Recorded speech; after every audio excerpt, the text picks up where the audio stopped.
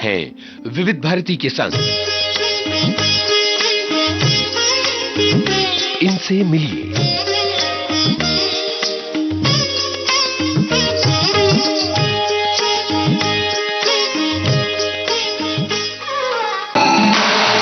इनसे मिलिए इस कार्यक्रम में आइए आज सुनते हैं लेखिका और अभिनेत्री पंखुरी श्रीवास्तव से यूनुस खान की बातचीत। विविध भारती के स्टूडियो में इस वक्त हमारे साथ हैं अभिनेत्री पंखुरी श्रीवास्तव। पंखुरी, बहुत बहुत स्वागत।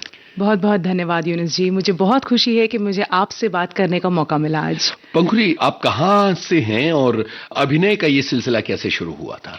जी, मैं हूँ पटना से, बिहार, और सिलसिला ऐसे शुरू हुआ कि हमेशा से ये चाहो था कि कैमरा पे दिखना है, कुछ अलग करना है। अच्छा। और कमिंग फ्रॉम पटना ऐसा भी था कि मतलब हमारे पास इतनी फ्रीडम नहीं थी कि हम इतना खुल के बता सके कि नहीं हमें कुछ एक्टिंग करनी है। डांस में किया करती थी बचपन से। तो मुझे लगा एक काम करते हैं, कुछ ऐसी पढ़ाई करते हैं जिसमें मौका मिल जाए कि हम स्क्रीन पे दिखें। तो उस समय बस न्यूज ही समझ आता था।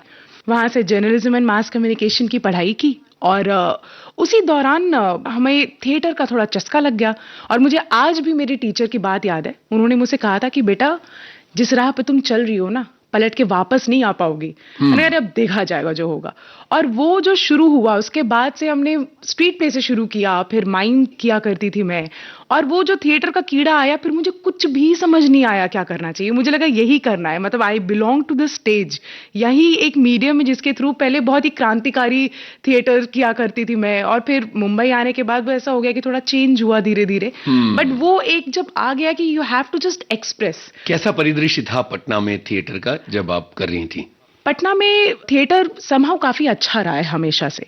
मैं कहूंगी बड़ी खुशकिस्मत है हम लोग कि वहां से इतने सारे टैलेंट आए हैं और हमें बहुत ऐसे लोग मिले जिन्होंने बहुत गाइड किया। तो थिएटर के बारे में जब तक मुझे नहीं पता था, मुझे कोई आइडिया नहीं था कि कैसा है यहाँ का परिवेश। मगर एक बार जब मैं स्टेज पे गई, जब मेरी धीरे धीरे लोगों से मुलाकात हुई, तो मुझे समझ में आया कि पटना में कितनी कला है और यहाँ के लोगों में उतना ही जज्बा है कि वो अपनी फोक, अपनी धरती की कला को लेकर के दूर दूर तक जाएं। तो आई वॉज स्टन्ड कि मतलब इतना कॉन्ट्रास्ट जो मुझे लगता था कि यहाँ कहाँ होगा ऐसा कुछ। वहाँ कौन कौन से प्ले किए थे आपने? मैंने भोजपुरी में बहुत सारे प्लेस किए हैं। मैंने भिनुसार नाम का एक हमारा प्ले था जो गिरमिटिया मजदूरों की कहानी हुआ करती थी। तो उस शो को मैंने 40-50 शोज किए हैं पटना में। और संजय उपाध्याय जी हैं, उनके साथ भी मैंने काम किया है। और इन लोगों के साथ ही मेरी ये ट्रेनिंग हुई। तो पहले मेरे लिए ये भी बहुत था कि कमिंग फ्रॉम बिहार, हमारे अंदर जब आप बाहर जाते हैं पढ़ाई करने, मेरी दिल्ली से पढ़ाई हुई, तो एक कॉम्प्लेक्स सा रहता है कि हम बिहार से हैं, हमें किस तरीके से बोलना चाहिए, मैं बोलना है, हम बोलना है, ये वाली बहुत चीज थी।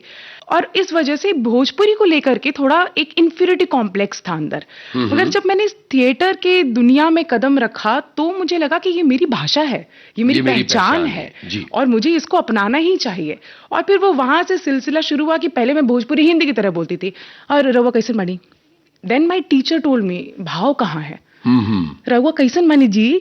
तब वो धीरे धीरे समझ में आया कि वो छोटी छोटी जो बारीकियां हैं वही आपकी भाषा और वही आपकी पहचान है। तो मेरे लिए बहुत अच्छा एक्सपीरियंस रहा बिहार में। और मास कॉम आपने कहाँ से किया था? मैंने किया एमिटी यूनिवर्सिटी से, जर्नलिज्म एंड मास कम्युनिकेशन में बैचलर्स किया, फिर मैंने मास्टर्स भी किया, एमिटी से ही किया। तो वो भी बहुत अच्छा एक्सपीरियंस था वहां पे मेरे लिए, क्योंकि थिएटर वहीं पे मैंने प्रोफेशनली कैसे करते हैं वो समझ में आया मुझे। क्योंकि पटना में उससे पहले तक सिर्फ पढ़ाई थी। मैं वापस गई Patna national school of drama की तैयारी के सिलसिले में। अच्छा, और उसके बाद मुंबई किस तरह से आना हुआ?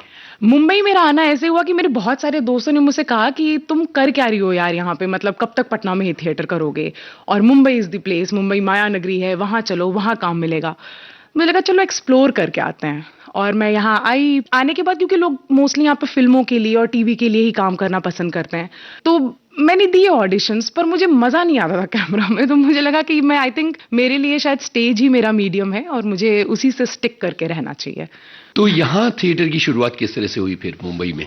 यहाँ पे थिएटर की शुरुआत ऐसे हुई कि क्योंकि मैं पटना से थी, मैं कुछ लोगों को जानती थी। उन्होंने मुझे बताया कि यहाँ पे एक शाहिद कबीर करके एक कलाकार हैं। उन्होंने, क्योंकि मैं थोड़ा कोई क्रांतिकारी नाट्य से मेरा हमेशा से रहा हुआ था, तो उनके थ्रू मैंने काम करना शुरू किया और हम काफी अच्छे प्लेज किए। मैंने जो कोर्ट मार्शल जब उनके साथ किया था तो वो मेरे लिए बहुत अच्छा एक्सपीरियंस था, क्योंकि उसमें मेरा रोल मेजर का था, जो the villain of the play.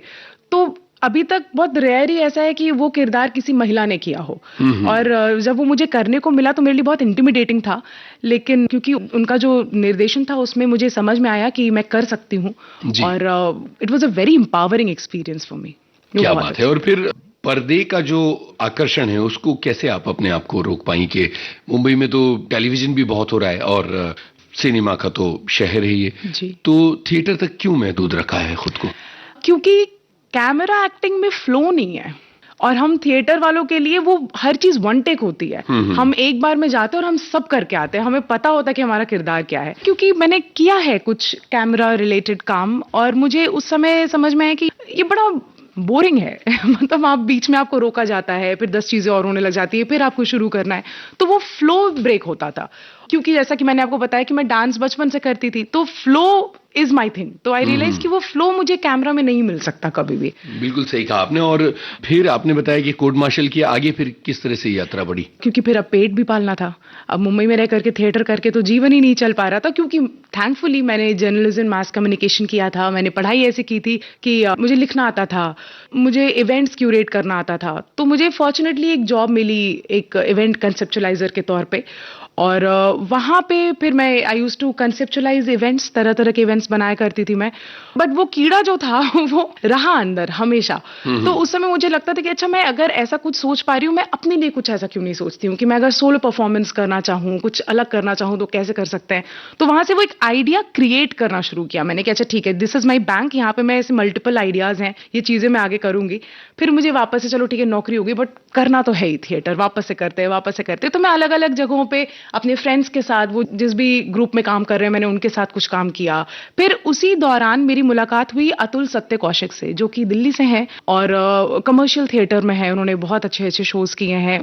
Chanakya उनका बहुत फेमस शो था, उनका महाभारत एक बहुत फेमस शो था, पुनीत सर के साथ उन्होंने बहुत काम किया है। तो उन्होंने एक वर्कशॉप रखी थी कि अगर आप इंटरेस्टेड हैं, आप आएं, आप ट्राई करके देखें, अगर हमें आपका काम पसंद आया तो हम आपको कुछ रोल देंगे। मैंने कहा भाई ठीक है, चलो इसी बहाने सीखने को मिलेगा। तो वहां से एक थोड़ी वो जो प्रोफेशनल स्टेज पे जाने वाली चीज होती है, वो चीज शुरू हुई। तो फिर उनके साथ मैंने मंटो के नाटक किए, तो वो भी बहुत एम्पावरिंग था, क्योंकि मंटो के नाटकों में या उनकी कहानियों में औरतों को जिस तरीके से जितना ट्रू, जितना रॉ रखा जाता है, उतना शायद ही किसी भी राइटर ने रखा होगा। बिल्कुल। तो वो जस्टिस किया हमारे सर ने भी कि मतलब तुम्हें ये रोल मिला है तो तुम्हें बिल्कुल you have to be that raw. तो मतलब हमें वहां से वो प्रोफेशनल थिएटर वाली जर्नी शुरू हुई। मैंने अतुल सर के साथ काफी काम किया, और फिर वापस से वही भाग दौड़ की, रोजी रोटी चलानी है, वही पेट चलाना है, कुछ काम करना है। तो वहां से, क्योंकि मैं राइटिंग का भी बैकग्राउंड था, then I got into spiritual, because I come from a spiritual background. तो फिर मैंने एक स्पिरिचुअल राइटिंग के तौर पे काम शुरू किया, और अभी भी मैं वो कर रही हूँ कंटिन्यूअसली। फिर वहां से एक थोड़ा चेंज आया, एक स्पिरिचुअल चेंज आया, और दिस वाज अराउंड कोविड का टाइम। तो I think it has changed everyone. तो वो जो शिफ्ट हुआ, उस समय मुझे वो समझ में आया कि हर इंसान के अंदर मल्टीपल कैरेक्टर्स होते हैं, और हम किस तरीके से अपने ही हर एक किरदार को सुलझाते उलझाते हम किस तरीके से थिएटर की और बारीकियां समझ सकते हैं। तो वो मेरे लिए एक बहुत ही प्रोफाउंड, मैं कहूंगी कि एक सफर का हिस्सा था, जब मुझे लगा कि थिएटर करते हुए जब हम खुद के ऊपर काम करना शुरू करते हैं स्पिरिचुअली, तो हम डेवलप होते होते हमें ये समझ में आता है कि हम जो भी किरदार बन के जा रहे हैं, हम उसके साथ 100% जस्टिस कर सकें। तो उस समय मेरा थिएटर से रिलेटेड और इमोशंस से रिलेटेड इमोशनल हीलिंग की जर्नी मैंने शुरू की। फिर वहां से साउंड हीलिंग आया। तो अभी I am a mix of both, healer and an actor. तो it's a combination of both. ये दो अलग अलग काम हैं। ये साउंड हीलिंग और इमोशनल हीलिंग का काम कैसे शुरू किया आपने? मतलब उसकी कोई ट्रेनिंग लेनी पड़ी है, और ये किस तरह के एक्सपीरियंसेस रहे हैं इससे जुड़े? जी, तो साउंड हीलिंग की ट्रेनिंग लेनी पड़ी मुझे, क्योंकि उसकी एक पर्टिकुलर फ्रीक्वेंसी होती है जिसपे आप साउंड बोल्स को हिट करते हैं। तो ये एक्सप्लोरेशन चल रहा था, क्योंकि सेल्फ एक्सप्लोरेशन कभी रुकना नहीं चाहिए। तो उस दौरान ऐसा हुआ कि मुझे लगा कि साउंड हीलिंग सीखी जाए, और साउंड हीलिंग सीखने के साथ ही, क्योंकि जब हम खुद की हीलिंग करते हैं तो हम अपने इमोशनल स्टेट में जाते हैं अलग अलग। कई बार बहुत पुराने झगड़े जो है वो वापस से उभर के आते हैं कि अरे इसको मैंने ऐसा जवाब नहीं दिया था, वो बात मेरे अंदर अभी तक अटकी हुई है, वो क्यों अटकी हुई है। तो फिर आप वापस से वो किरदार बन जाते हो कि अच्छा ठीक है, मैं उस मोमेंट ऑफ टाइम पे वो किरदार थी जिसको ये बात इतनी हर्ट हुई थी, आज मुझे उतनी हर्ट नहीं हुई है शायद, बट मुझे उसको रिजॉल्व करना पड़ेगा। तो फिर वो मैं पैरेलली चलती रही, इधर उधर कि ठीक है, मैंने अपनी खुद की हीलिंग की, साथ ही साथ में और बाकी लोगों की साउंड हीलिंग भी करवाती रही। तो मुझे उससे ये सपोर्ट मिला कि मैं लोगों को ये बेहतर बता सकती थी कि आप जब तक अपने भीतर उतर के नहीं देखेंगे, जब तक आप अपने इमोशंस की एक एक परत को हटा के नहीं देखेंगे, तब तक आपकी हीलिंग नहीं होगी। और साथ ही मैं एक्टर्स को भी अपने कहती हूँ, जितने भी मेरे फ्रेंड्स हैं जो थिएटर में, कि you have to heal yourself. आप अपने ऊपर काम करिए ताकि आप किरदार बेहतर अदा कर पाइए। तो ये ऐसे चलता है। तो साउंड हीलिंग और इमोशनल हीलिंग ये दोनों करते हुए कहीं ना कहीं आप किरदार की बारीकियों को भी समझती हैं और ये कहीं ना कहीं एक्टिंग से भी जुड़ता है। जी बिल्कुल बिल्कुल, ये बहुत अच्छा जुड़ाव है आपस में। इधर के दिनों में आप किस तरह के नाटक कर रही हैं और किस कंपनी के साथ कर रही हैं? फिलहाल मैंने आखिरी काम किया है डी फॉर ड्रामा जो प्रोडक्शन है उनके लिए। और वहां तो कुमुद जी का है वो जी। तो कुमुद जी कमाल के एक्टर तो है ही, वो उतने ही कमाल के इंसान भी हैं। उन्होंने एक प्लेटफॉर्म क्रिएट किया है कि जहां पे जितने भी यंग एक्टर्स हैं, डायरेक्टर्स हैं, जिनके अंदर पोटेंशियल है, वो उन तक पहुंचे, वो उनको बताएं कि उनके पास ये आइडिया है। अगर उनको लगता है कि ये अच्छा आइडिया है तो वो बिल्कुल आपको आजाद करते हैं कि आप इसको करिए। तो मैंने उनके साथ काम किया एक फ्रेम कथा नाम से, और वो मेरा आखिरी नाटक था और बहुत ही प्यारा नाटक है। बहुत बहुत शुक्रिया पंकुरी, विविध भारती में आने के लिए और अपनी जिंदगी से जुड़ी इतनी सारी बातें बताने के लिए। बहुत बहुत धन्यवाद आपका।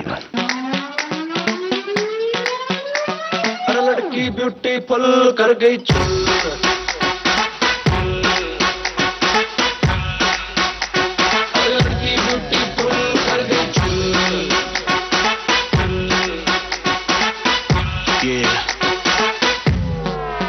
देख तेरा रंग सावला हुआ बावला, लड़की नहीं है तुम्हें गरम मामला, बोलती बंद मेरी कहूँ क्या भला, कुछ भी कहा नहीं जाए। चेन्नई से दिल्ली हिले है लंदन, मटक मटक जैसे रवीना टंडन। चेन्नई से दिल्ली हिले है लंदन, मटक मटक जैसे रवीना टंडन। आग लगाने आई है बंटन, गोली चल गई धाए। नगरे विलाती इगो में रहती, नगरे विलाती इगो में रहती, टशन दिखाती फुल। अरे लड़की ब्यूटीफुल कर गई चुल।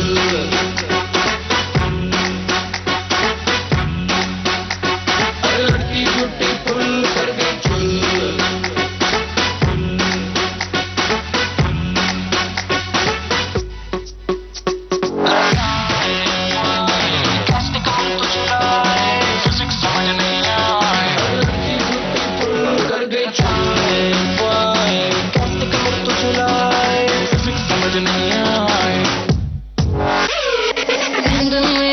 चम कर दे हैगे हारे ब्रांड में, एयरप्लेन मुंडिया दे मेरे हील पे होंदे लैंड में।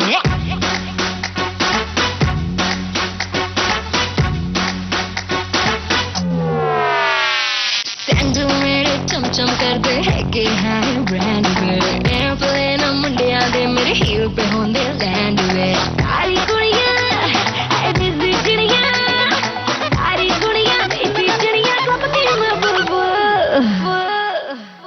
मैं लड़की ब्यूटीफुल कर गई चूल। मैं लड़की ब्यूटीफुल कर गई चूल।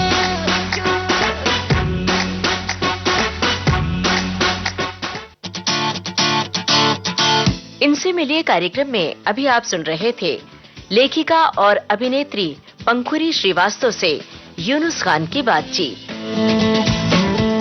रिकॉर्डिंग इंजीनियर समृद्धि नाइक।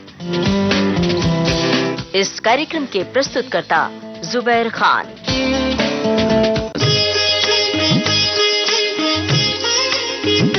इनसे मिलिए